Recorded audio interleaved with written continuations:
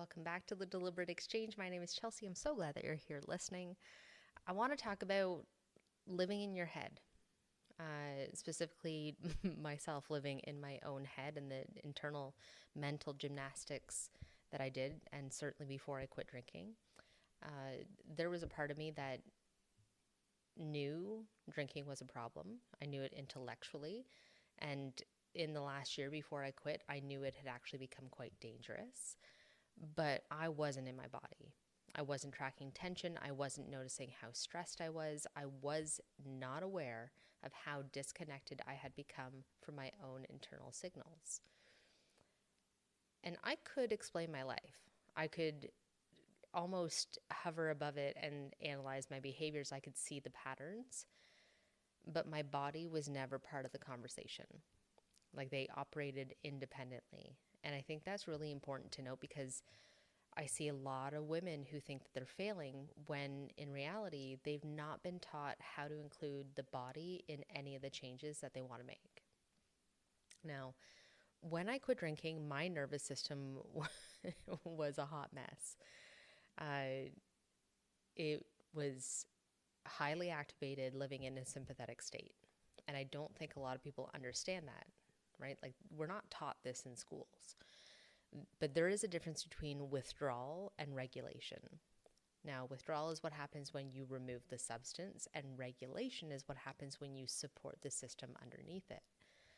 A lot of people stop at withdrawal.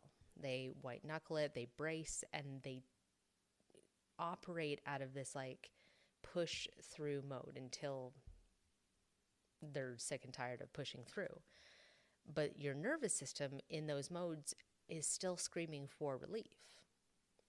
Now, early in 2020, when I was talking to my therapist about my relationship with alcohol, and she mentioned that if I had any withdrawal symptoms, that I could stick my hands in a basin of ice water, and the cold would serve as an interruption, a way to ground back into my body. And I was really, really interested by that. Like, it showed me something really important, that my system didn't need to be controlled, it needed to be regulated, even though I didn't necessarily have the vocabulary for it. And her mentioning to that got me really curious, and that's what led me, just a few weeks after I quit drinking, to sign up for a Wim Hof fundamentals course. Now, if you don't know who Wim Hof is, he is like the granddaddy of cold. He has broken so many different world records, climbing Everest in shorts, staying in an ice bath for like an hour and 52 minutes without ever getting hypothermia or any kind of frostbite, using his breathwork alone. And so I signed up. But I didn't sign up for the breath work. Like, I didn't even read about that. I was just like, oh, like the cold therapy, this is cool. Like, this is challenging. And so I signed up for it for that. And I had zero clue what kind of breathing we were about to do, or how profoundly it would change literally everything and become the basis for everything that I do, and all the change and all the healing that I have facilitated in myself and in others. That first session, like, we breathed for nearly 2 hours. It was intense. It was rhythmic. It was like that Wim Hof style of breath work, where there's retentions on full and there's retentions on empty, which means like you're holding your breath, which is a derivative of like a Tumo style breathing. And in that intense breath work, I finally let go. I unraveled, because I was finally not thinking about anything. Like, I wasn't revisiting memories, but my body finally had a way to release what it had been holding. The emotion was able to move without the story. The tension was able to be finally released without effort. And my nervous system completed something it never had space to finish. And afterwards, like, I actually felt put back together. And this is on the heels of, so this is February of 2020. In November 2019, my stepfather had died after a brief illness. with glioblastoma, and that was really challenging while I was still working. And I had also got divorced in 2017, and sold the matrimonial home and moved out on my own for the first time, and all that kind of stuff. Like, I had just like push it down, put it on the back burner, keep going, keep trudging forward. And I felt broken. And after this breath work and cold plunge, I felt put back together. The tension had finally dissolved. My body felt light. I felt euphoric. And that was with no substances. For the first time in my life, I think, in my adult life especially, I experienced relief, clarity, and joy without numbing. And that moment changed the trajectory of my life and my sobriety. Because coincidentally, it was in that particular Wim Hof Fundamentals course that I met my mentor, Claire, because she was there helping to facilitate and helping to hold space for people who were going through this experience of the breath work, and with the idea that it is emotional and people kind of do unravel, and it's helpful to have somebody there. It also showed me something really unmistakable, that what I had been chasing through alcohol wasn't escape, it was actually regulation. But again, I didn't have the vocabulary for it. And from that moment, everything shifted. And it wasn't because I had decided better or I had better access to willpower, but because my nervous system finally had a real regulator. Breathwork wasn't just helping me cope anymore, it was creating capacity. And the capacity is second to none. It's the reason I have stayed sober successfully almost 6 years in. It is the reason cravings don't run my life. It is the reason that urges and stress soften and then disappear. But it's never because I fought them or thought my way through them, but because my body no longer needed them.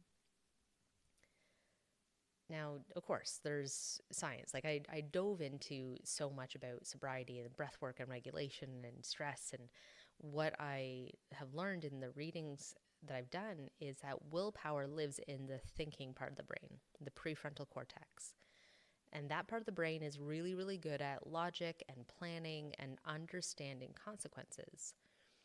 But stress, habit, survival, and craving don't live there. They live in the limbic brain. And the limbic system doesn't respond to reasoning. It responds to safety. So when you say, I shouldn't want this, I know better, I've already decided, but your body still feels that pull towards whatever that, thing is that you're reaching for.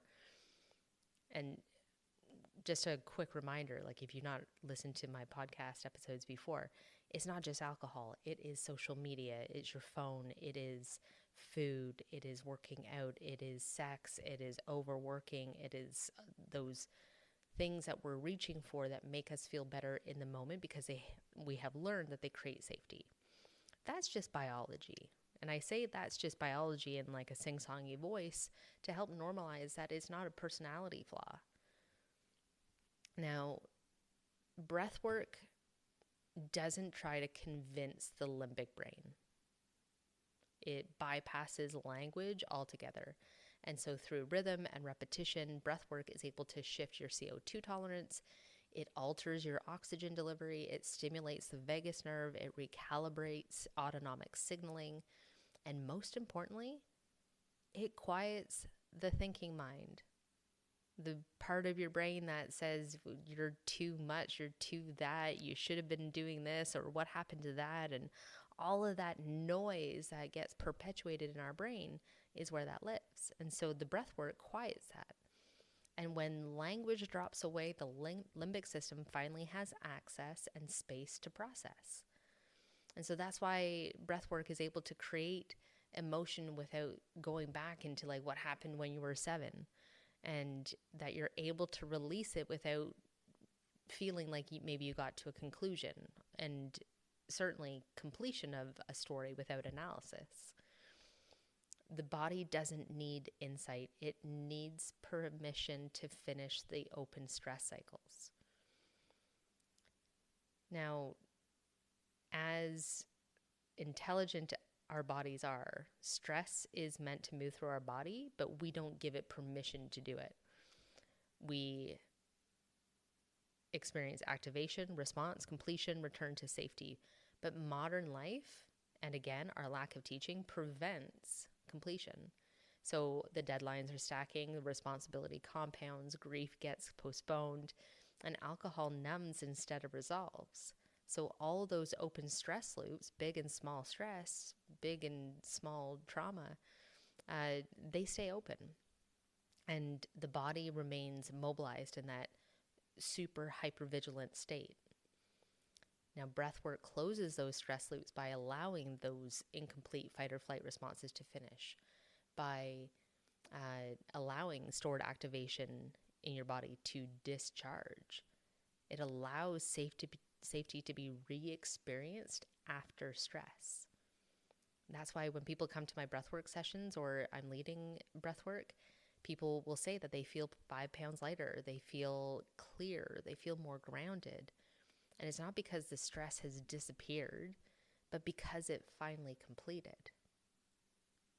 Now, I just want to talk about cravings for a hot minute, because I know that there's a lot of talk about that, and I don't think that it's necessarily about like, oh, like this, red wine would taste really good or a beer, but it's what it signals.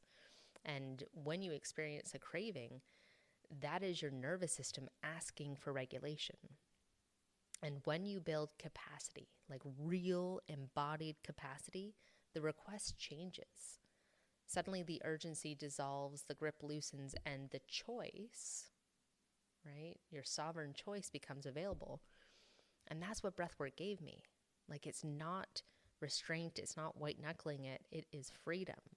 I don't have to think about what I do when I experience stress, because I know that I have rewritten the program that would typically reach for alcohol, and now my default is breathwork. And I don't teach breathwork as a coping tool solely, but I do teach it as a foundational nervous system skill. It is a way to regulate instead of override, to complete instead of suppress, and to build capacity instead of relying on control. And this is why my work is about creating a body that no longer needs to escape. I help women build a nervous system where the steadiness is what replaces urgency. You have clarity instead of chaos, and life feels a lot fucking better again. So if you feel more dysregulated than before because all the feelings are coming back that you didn't want to deal with, if your body feels like it's fighting your intentions, there's nothing wrong with you. Your system is following a prescribed route, and your nervous system needs support. It needs to find a different way, and that's what breathwork does really, really effectively, in combination with understanding our stress responses. So below you'll find links to different ways to work with me with breathwork and to work with me in a more mentorship capacity. And if this episode has landed, keep following.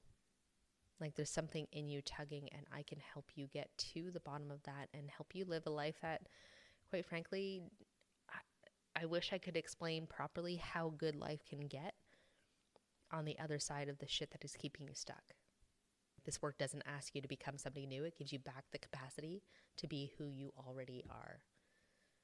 So if this has resonated, share, like, subscribe, listen to the next episode. And in the meantime, breathe it in, be deliberate, and please be good to yourself.